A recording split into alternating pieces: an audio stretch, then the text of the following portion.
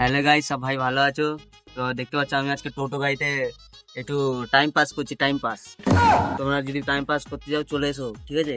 আর এই টোটো গাড়িটা আমি নিয়েছি, ঠিক আছে? চাপও চলে এসো,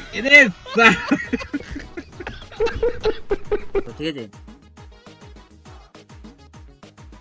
আমাদের জায়গাটা দেখলাম, মানে এটা হলো আমাদের গ্রামের নাম হলো ধিতপুর পশ্চিম পাড়া, ঠিক আছে?